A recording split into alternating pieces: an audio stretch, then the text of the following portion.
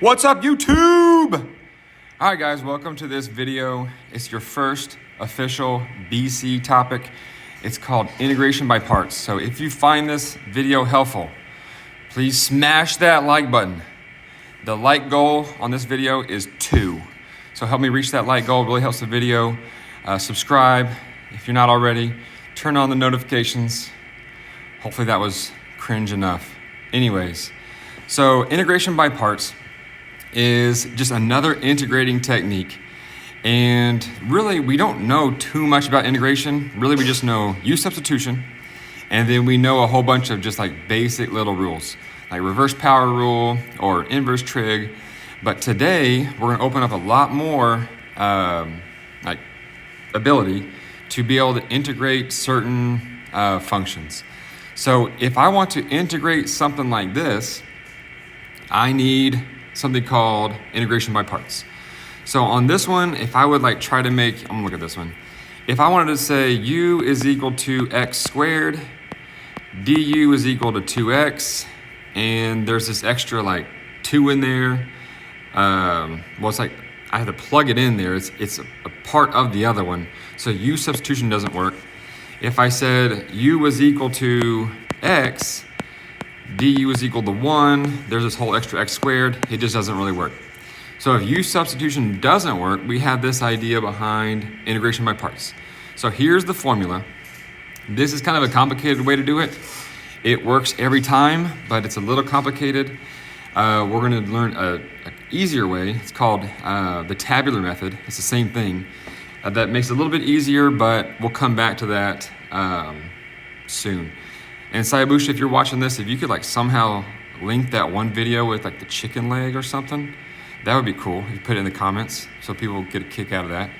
So anyways, if we're integrating something like this, like I've got a function times another function, I usually make this like, that would be like the dv, and then this would be the u. It's gonna be a little tricky.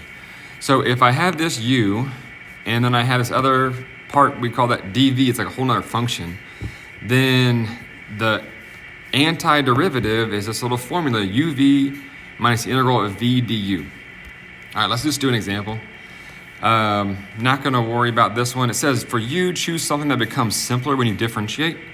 dv is something that you can easily integrate. All right, so let's see why that works. Okay, so on this one, example 1, the first thing I would try is u substitution. If u is x, I've got sine of u, du would be 1. I've got this extra x, okay, u sub doesn't work. So integration by parts, I'm gonna make this u, and I'll make sine x dx dv. So the way we write this is I would say u is equal to x, dv is equal to sine x.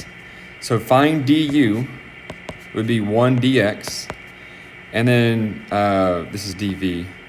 Find v, the antiderivative of sine is negative cosine. Erase all this stuff. All right, so that little like formula that you got to memorize, we'll put it on a memory sheet. It's the integral of u dv is equal to uv minus the integral of v du. So I have all those pieces here. So I would say the integral of x sine x, this is what I started with, dx, is equal to u, whoops, this was your highlighter, u times v. So x times negative cosine would be negative x cosine of x minus the integral of v. V is negative cosine, so this would be plus cosine x, and then du. Du is dx. Okay, so we're not quite done, but what makes this nice is I can integrate this part. So this would be equal to, carry over that negative x cosine of x, plus the antiderivative of cosine, which is sine of x, and then there's our answer. Okay, I'm gonna go ahead and show you the other way. It's called the tabular method.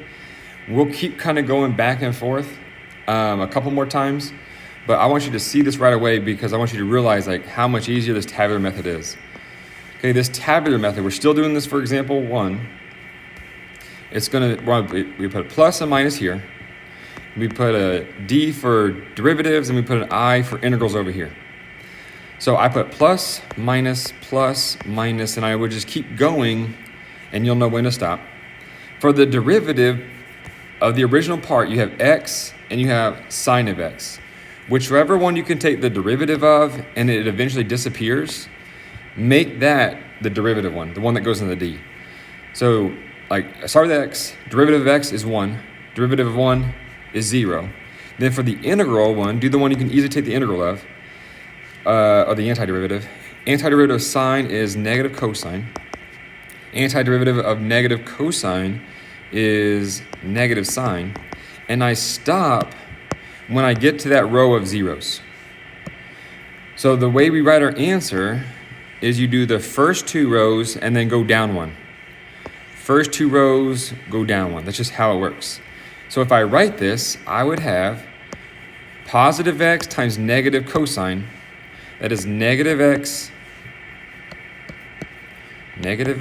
cosine of x. And then I've got negative 1 times negative sine. So plus sine of x. And if you notice, that's exactly what we got up there. All right, so this tabular method is going to be the easy way to do it.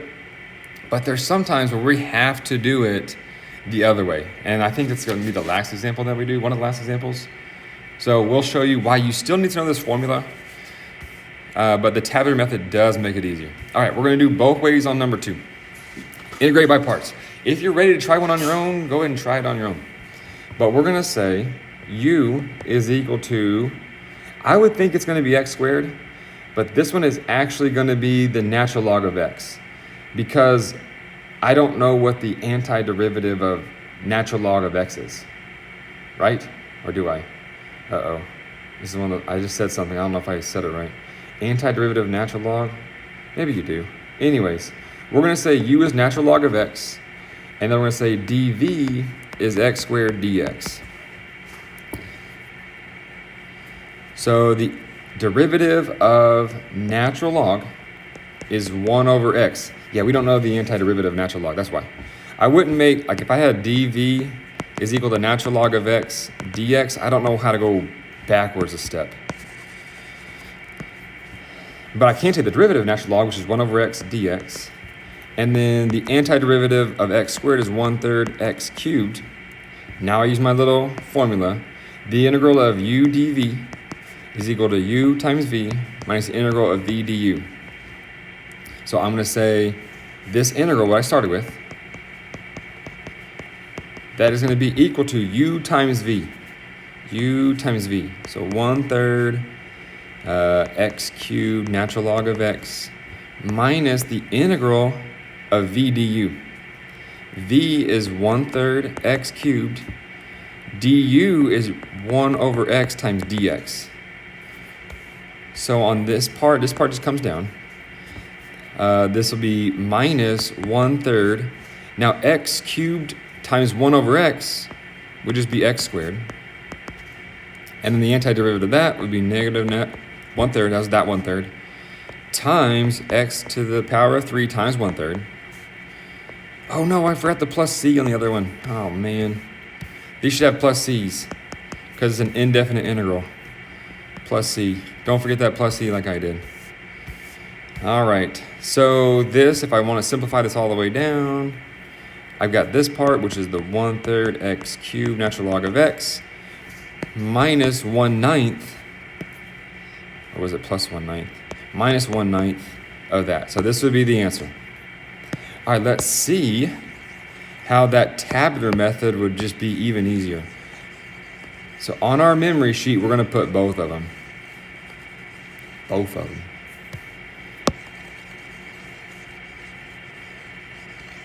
All right, so the tabular method, we just say, okay, plus minuses, derivatives, and integrals. Plus, minus, plus, minus. The derivative is going to be, I guess, natural log of x.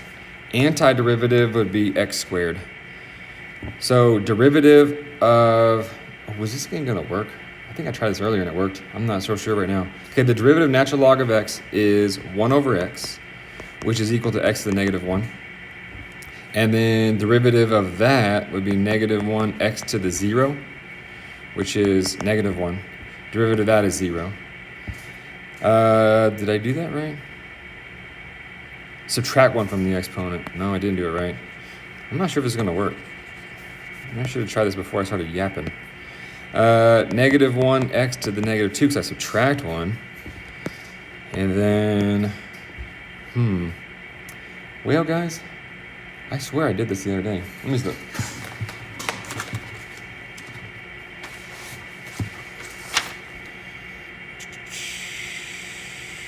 Nope, didn't do this. I don't know. All right, so maybe this wasn't going to work. Let's see what happens though for a little bit longer. Integral will be 1/3 x cubed. And then antiderivative of that would be 1/4 times 1/3, so 1/12. If I keep going, what's going to happen? I don't think it's ever going to like zero out over here. You want it to zero out. So the derivative of natural log of x is that. What if we don't know how to find the antiderivative of natural log of x. Maybe not. Negative 2, so positive 2, x to the negative 3. Yeah, I'm not sure this is going to work. Oh well. Disregard what I just said. Do it the other way on that one. I guess you have to do it the other way on that one. All right, number 3, repeated use of integration by parts. Did I do it on this one? Oh, we'll just see. Okay, so I'm going to say u is equal to x squared. dv is equal to sine x dx, because I can take the antiderivative of sine, which is negative cosine, and I can do the derivative of x squared is 2x. All right, so we got to remember the integral of u dv is equal to uv minus the integral of v du. So I would say u times v, negative x squared cosine of x, minus the integral of v du. So here's v. So since that's negative, I put plus here. And it's cosine of x times, this should be a dx, du. So 2x dx. So this one says it's a repeated use of integration by parts, so I'm going to do it again. So let's see, I'm going to bring the 2 out. That makes it a little easier. Bring this over.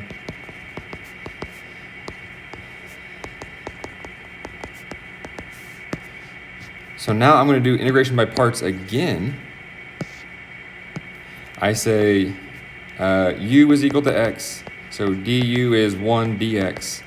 dv is equal to cosine of x dx, so v is sine of x. So then bring this over, negative x squared cosine of x plus 2 times whatever we get when we plug in our little uv, all that stuff. So x times sine x would be x sine x. That's u times v minus the integral of v du. And then we know the antiderivative of sine of x is negative cosine, so it'd be plus cosine of x. Done. Plus c. Did I forget the plus c up here again? Maybe not. I think I wrote it down and then erased it. Okay, so that would be the answer. And I could distribute the 2. Let's see if the tabular method would work on this one. And if it does, it's so much easier. But when it doesn't, you have to do it this way. So I pick the function. If I take the derivative, it eventually goes away. So it goes away. So this one should work. The antiderivative one would be the sine x. So antiderivative of sine is negative cosine. And then that'd be what, negative sine. Antiderivative of that is cosine. So go over, down 1. Over, down 1. Over, down 1. So that green one would be negative x squared cosine of x. The blue one would be plus 2x sine of x. And the yellow would be plus 2 cosine of x. And then don't forget your plus c at the end. And if I distributed that 2 over here, we realize that works. All right, so this tabular method, hopefully it's clear now, only works when your derivative goes away. Now, I think there's some kind of like special way that it like turns into something else, like turns into the same thing. It might go away. So if you can see that, that'd be awesome. And then tell us all about it, but I'm slow. All right, so here's the tabular method. We're just gonna knock out some more tabular methods real quick. Okay, we did part A already. We did that one in the first example, or the second example, one of them. All right, so evaluate that integral. So tabular method, you make 3 columns. The first column is just all your pluses and minuses, and you put pluses and minuses until you think you're not gonna need any. Then you do the derivative and the antiderivative, integrals. So I picked the derivative part is the part where if I take the derivative, it eventually zeroes out. And then the other one, okay, this one's kind of special. So this is u sub taking the integral, so u is equal to 2x, so du is equal to 2 dx. So in the du, there'd be an extra like factor of 2, so this would be 1/2 e to the 2x. And just check. Take the derivative of this, will be 1/2 e to the 2x times 2, times the chain. The 1/2 and the 2 would cancel out. So that's kind of the tricky part on this one. Each time you have to multiply that by a 1/2 out in front, by a 1/2, and by a 1/2. So from here, I go over, down 1, over, down 1, over, down 1, over, down 1. And then the next one, it would just be 0, right? So I just stop there. So this one, and don't forget the plus c at the end, this one would be 1/2 x cubed e to the 2x minus 3/4 x squared e to the 2x plus 6/8, which you could reduce x e to the 2x minus 6/16 e to the 2x plus c. So that's the tabular method that does the integration by parts. All right, example 5, you might want to try one on your own, like pause the video, try it, and then come back. So number 5, you can do tabular method. And you can do tabular method, I would say this would be plus and minuses. So plus, minus, then the derivative term and the integral term be plus, minus, plus, minus, plus, minus. It might go on for a while because my derivative term is going to be the one, if I take the derivative repeatedly, it eventually goes away. So that should be that. And then the antiderivative would be sine x, antiderivative negative cosine of x, antiderivative negative sine x, antiderivative cosine of x, sine x, negative cosine of x, over, down, over, down, over, down, or over, down. Then your answer would be negative x to the 4th cosine of x plus 4x cubed sine of x plus 12x squared cosine of x minus 24x sine of x minus 24 cosine of x plus c. And then don't forget the plus c. All right, we'll do one more example on this video, and then I'll do those last couple in a separate video because someone's knocking at the door. All right, so example 6. I desperately want the tabular method to work. So it'll be plus, minus, plus, minus, plus. And I'm going to start with e to the 3x. And I do the derivative of that, and I get 3e to the 3x. Derivative of that is 9e to the 3x. 27e to the 3. And then I'm like, this is not going to go away. Now, supposedly there's some way where you can like finagle it in there and make it work. And if you can figure that out, let me know so I can tell everybody else. But I don't know how to do it. So we're going to do it the old-fashioned way. I'm going to say u. Which one should we pick for u? It would be e to the 3x. And then dv is cosine of x dx. They're both about equally like able to be the derivative and antiderivative, so I just picked this one. Du, it would be 3e to the 3x dx. And then v would be sine of x. So the formula says that integral is equal to u times v. So e to the 3x times sine of x minus the integral of v du. Du is all this part, so I'm gonna put the 3 here out in front. E to the 3x dx. Okay, I'm in the same spot I just was. This looks like the same kind of inside, but it's just instead of cosine, it's sine. There's a trick. So now I'm going to say, okay, from here, I'm going to say u is equal to e to the 3x. Make it like the same as you did this u up here. So if you did u was cosine, then down here u would be sine. They kind of like go together. Du is equal to 3e to the 3x again. dv this time is sine of x. So v is negative cosine of x dx right here. All right, so this is getting a little sloppy. Okay, I can write it over here. So I'm going to say, got to bring this part over. E to the 3x sine of x minus 3 times all of what we're doing.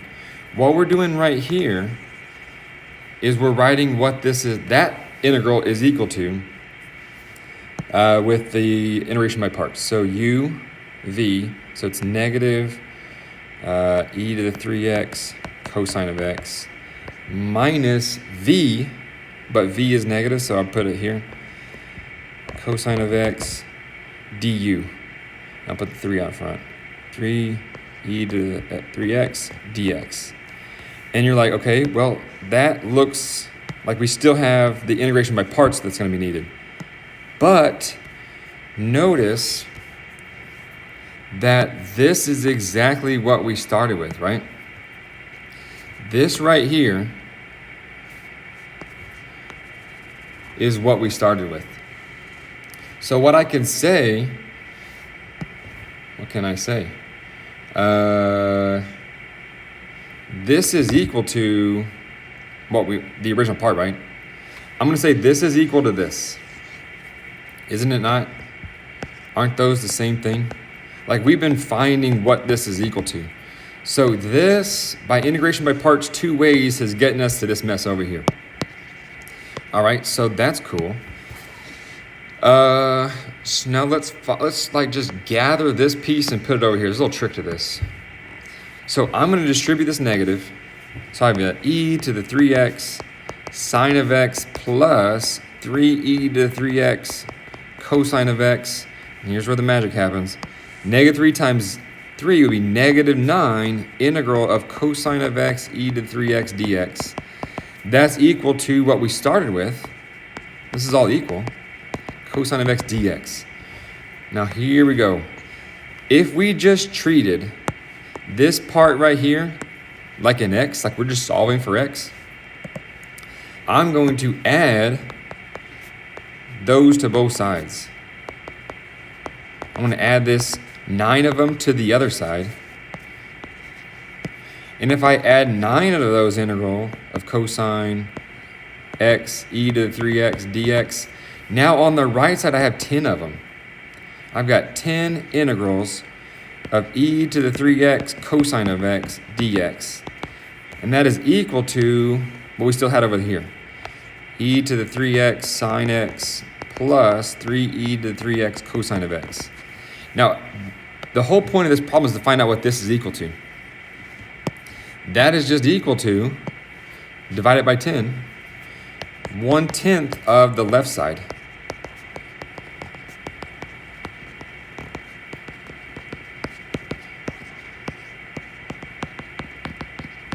So here's our answer. So that's a very tricky one. It's like you plug it back into itself. It's like if it's one of those that keeps repeating and repeating and repeating, there's a little trick that you could do.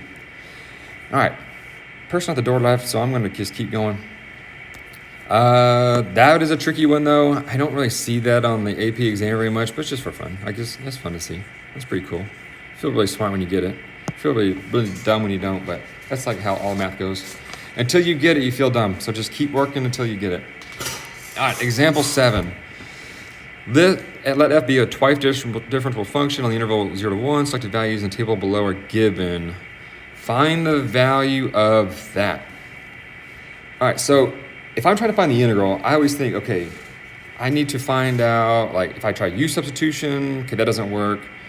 So integration by parts is my next go-to. So if I'm going to do the tabular method with this, because I just think this works for most people, I would say x is the one I can do the derivative of. The derivative of x is 1, and then the derivative of that is 0, plus, minus, plus. And if I say the antiderivative of f prime, would be f prime prime prime, f prime prime prime prime. But I have tables that just go down. So maybe we should go the other way around. What if we made the derivative the f prime prime? Wait, I'm stupid. That was right. But if it doesn't work, just flip it around. Okay, x, 1, 0. Antiderivative f prime is prime. Yeah, okay, there it is. All right, I wish I could edit this. If I knew how to edit these videos, I would look so much smarter, but y'all know better. All right, so this is equal to x times f prime of x, and then minus f of x. Now this is a definite integral, so I need to be able to plug in my limits of integration from 0 to 1. So going further, I've got to plug in 1, so this would be 1 times f prime of 1 minus f of 1, minus what I get when I plug in 0. 0 times f prime of 0 minus f of 0. So this is how it would work with definite integrals. So 1 times f prime of 1, that's negative 2. And if I make a mistake and y'all see it, like, let me know. Like, put it in the comments so everyone else knows. They don't just sit there lost. 2 minus 2. And then I would say f prime of 0, that'd be minus negative 2. And then f of 0 is 1. Oh, wait. 0 times f prime of 0 is 0, so that's 0. And then f of 0 would be 1. So this would be negative 4 plus 1. So I think the answer, something went wrong. I got 5 when I did this earlier. Oh, this is plus 1. And this is, something's wrong over here. Okay, I got distracted, so let me do it again. 1 times f prime of 1. F prime of 1, oh, it's 6. Minus f of 1, which is 2. F prime of 0, but times 0 would just be 0. And then f of 0 is 1. So this would be 4 plus 1, which is 5. All right, last one. I'm going to do this really quick. Can I do the tabular method? I'm going to try tab method. Plus, minus, derivative, and the integral. Plus, minus, plus, minus, plus, minus. Okay, the derivative one would be f. And then f prime prime. This would be g double prime, g prime. This would just be g. I'm kind of wondering if this is going to work. F prime. Okay, I'm going to do the other way, I guess. The formula way. Good morning. So this would be the integral. So you have the f of x. du is f prime of x dx.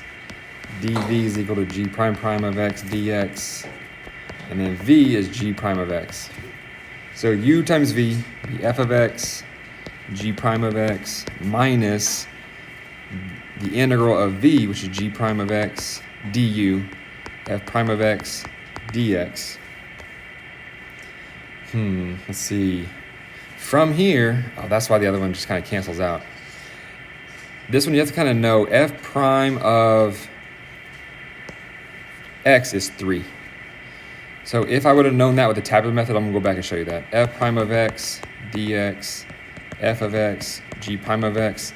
Knowing that f prime of 3, or f prime of x is 3 all the time, allows you to stop. So this would be f of x, g prime of x. The antiderivative of g prime is g prime prime. I don't need the plus c because it's a definite integral. I'm evaluating from 2 to 4. And when you plug in 4, you plug in 2, you should get 63. Okay, if I'm doing the tabular method, that would still work. I go plus, minuses, derivatives, integrals, plus, minus, plus, minus. Plus, derivative would be f, and then f prime. But f prime is always 3, so the derivative of that would be 0. The integral would be g prime prime, then g prime, then g. I stop there, over, down, and I would still get f times g prime minus f prime of g. So you should get the same thing all in the end. Although this looks like g prime prime. Oh, did I do that again? Okay, right here, the antiderivative of g prime is not g prime prime. So I guess be careful with this, it's just g. All right, then that would be the same. You should get 63. All right, thanks for watching the video. Hopefully it helped. And then if you have any questions next time I see you in class, make sure you ask. Or help each other in class. Bye.